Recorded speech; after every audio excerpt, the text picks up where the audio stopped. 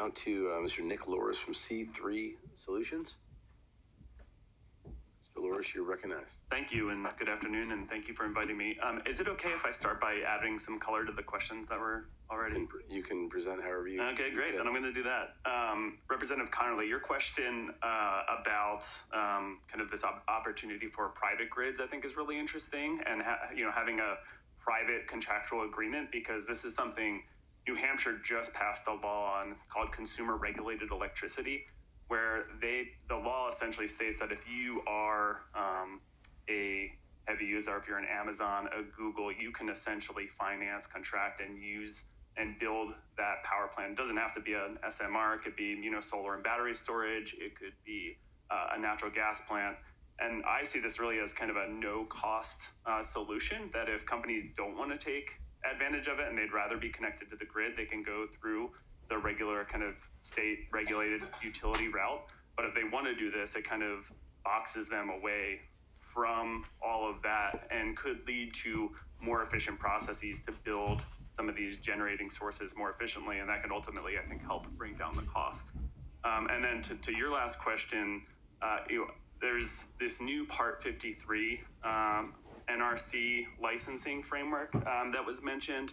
That's really geared towards a lot of these SMR reactors, because the Part 50 framework was geared towards these large 1,000 megawatt reactors that we have. And so it probably makes sense to have these two operating in parallel based on the different safety features that they have. If we have a risk-informed process, the NRC should operate these in parallel streams, because it'll allow the NRC to do what it does best, which is ensure that these large light water reactors are operating safely and meeting all of the standards that we have. But also, if we are building new AP1000s, that it maintains going through that Part 50 framework, where there's a lot of different SMR technologies that we have today. We don't know which ones are going to be the most cost effective and can go to market. But having a technology neutral, risk-informed framework should allow for all of those technologies to kind of compete on a level playing field, and then whichever one is most economical will move forward. And that process has been frustratingly slow. It started kind of from a law that was passed in 2019, and the NRC is kind of redoing a first attempt at this Part 53 framework, but I think they're on a better path now. It still needs some work to getting it there, but I think once that framework is in place, it's going to help bring down the timelines of some of these SMR technologies. And for the waste streams, I think it is important to note that some of them actually use spent fuel. So Oklahoma Aurora reactor was mentioned. That actually operates using spent fuel. I imagine some will use the dry cask storage that was mentioned. This is really a federal challenge, though, because as Mr. Hinton mentioned, the federal government was supposed to take title of this waste beginning in 1998, and they haven't.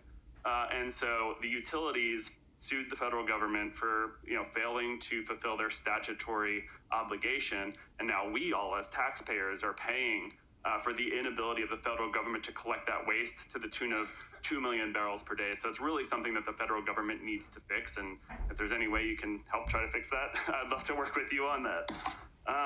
And then, a lot of what I think was covered today is really important in terms of the different technologies, the opportunities here. I work mostly on federal policy, so I should probably have backed up and said, I'm Nick Loris, I'm with C3 Solutions. We're a free market energy and environment think tank in Washington, D.C., and we're very technology neutral. We're kind of an all of the above and below energy think tank that works on removing regulatory and permitting barriers for all energy sources and technologies to compete, focused on what can provide reliability at the lowest cost to the consumer. With nuclear, we think that there's a really important opportunity here, with the growing needs for energy demands that we're seeing from data centers. There's estimates that data center demand by 2030 could be roughly 6 times the amount of power that New York City consumes today. Yet we have a very static permitting process, especially at the federal level, with things like the National Environmental Policy Act and the Clean Water Act that makes it difficult to build transmission lines and natural gas pipelines. And so we really need to get the permitting right. So I think this NRC Framework 53 can really help with that. I do think it can cut the construction and permitting timelines down from kind of 10 to 12 years as what's estimated now, down to 6, which is kind of where South Korea is and where China is. And it was mentioned that the U.S. is not operating an SMR right now, but the two countries who are Russia and China. And so if we're thinking about this from a global competitive race standpoint, that's true in the context of AI, but it's also true in the context of leading the globe in terms of innovating for a cleaner energy future. And again, that's true with solar, it's true with electric vehicles, it's true with SMR technologies. And so getting that regulatory and policy framework is essential to meeting that energy demand that's necessary to keep costs low for consumers, for the race for AI, as well as to be a global leader when it comes to energy innovation. Frustratingly, I think we've seen the opposite happen with nuclear over the past several decades, where rather than increasing economies of scale, it's been very kind of stagnant, and we've seen more regulations on the industry, and it's resulted into higher costs to the point where people didn't want to build reactors anymore. We're seeing those costs come down. It was mentioned about Vogtle and those costs coming down from Vogtle 3 to Vogtle 4, and part of that is we had an atrophied workforce, and so there was 35,000 people working on the Vogtle power plant, and 9,000 people being trained at one time. And this is not just kind of your welders and construction workers. It's also super technical engineers and a lot of specialized expertise that goes into building these. And so the more that we get the framework in place to create those economies of scale and create the policy certainty, the more those costs are going to come down. And I'm especially bullish on that for SMR technologies too, because unlike Vogtle 3 and 4, where you're doing all of this on site and we were kind of building the airplane as we fly it, that's not the case for SMRs. As it was mentioned, we can build these in factories. We can really scale them up rather quickly. And so I think the economies of scale that we can see from SMR technologies, we haven't really realized that yet.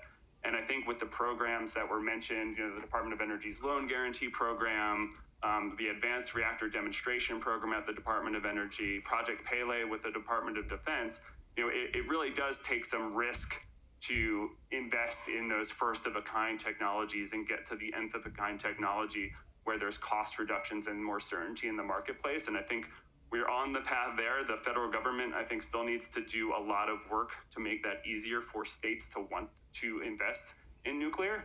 But I think we're getting there. I'd be happy to work with any and all of you on ways in which the states can be as cooperative as possible with the NRC. I know there's the Agreement State Program at the NRC, which Florida is already a partnering state. There's opportunities, I think, for states to even be a ready and willing partner with the NRC and even a proactive partner. So there's a report that just came out from the Breakthrough Institute in October 2025 that said, the states have a lot of good data that the NRC needs when it comes to seismic studies, hydrological studies, sea level rise, which is particularly important for Florida. The way you can proactively provide that data to the NRC can actually cut down on some of those timelines for the NRC environmental review and licensing permitting process. And it will result in less duplication and more efficiency in those processes. So I think there's a lot of opportunity to do things just from an agency cooperation level. And then I'm going to do my best on the federal reform level to make sure that when the NRC is licensing and permitting these things, we're doing so in a timely and cost-effective manner. So thanks again for having me, and look forward to any other questions. Thank you, Mr. Loris. Do we have questions for Mr. Loris? Hang there for just a minute, and then when you're done, we're going to ask Mr. Neely when he comes up to present. You can sit down at the end of there, so we have everybody at the same time. You recognize Mr. Conley. Thank you. Thank you for the information. I think it would be important maybe to do a little bit deeper dive in the technologies associated with the SMRs. For example, NuScale, that's still a pressurized water reactor, is it not? That's right, yeah. And the moderator is water. Yeah, moderator is water. And the fuel source is very similar to the AP1000.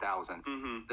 The technologies that are available are very, very different, and they have different benefits. The association with maybe passive safeties, opportunities for thermal batteries, things like that. Can you maybe touch on why we're taking, essentially repurposing an older technology, trying to use that as an SMR when there might be better options available? Yeah, that's a good question. I think it may depend on the demand side. If you're talking about the need for micro reactor that's 1.5 megawatts in a very remote location in Alaska. That size makes sense, and that's again the Oklo reactor that uses spent fuel. But there are other reactors that are molten salt reactors, high temperature gas cooled reactors that have far less water use. And so what I think it's really going to come down to is which technologies can scale most effectively, and which ones have the fuel sources that are necessary too. One thing we didn't really discuss that much is that we imported a lot of nuclear fuel from Russia. The Ukraine-Russia war changed that to the point where we now ban that. I think starting in 2027, I want to say. I don't remember. I have to go back and double check that. And so we're trying to build out a nuclear fuel stream too of TRISO fuels, of high assay, low enriched uranium fuels. And so I think that full fuel cycle is going to be really important too. And so one of the reasons I'm most excited about Part 53 is I don't know if some of these smaller light water reactors make sense, if we're talking about a 300 megawatt smaller version of the AP1000, or if it makes sense to build 80 megawatts of a reactor and then kind of stack them. That's what Amazon is doing right now with X Energy, and they're essentially buying them in packs based on how much energy they need. So I think they're starting with 3 sets of 80 megawatt reactors. And so this is where I think the flexibility in the system is so important, because the needs of the consumers might be different from one another based on large industrial consumers for industrial heat or for the general population. As well as the location. So that might be a Department of Defense facility. It might be a remote location, or it might be kind of in a densely populated area. So I think that's why the flexibility of all of these technologies is really important. And that's why I would hesitate for the NRC to go down a path of just trying to, streamline the regulations for one of those technologies over the other. Thank you. And members, I think we all went to another place after the word molten salt. So it's not you. No, it's been a great conversation so far. If we don't have any other questions for Mr. Loris, if you would mind taking a seat next to Mr. Hinton, we'll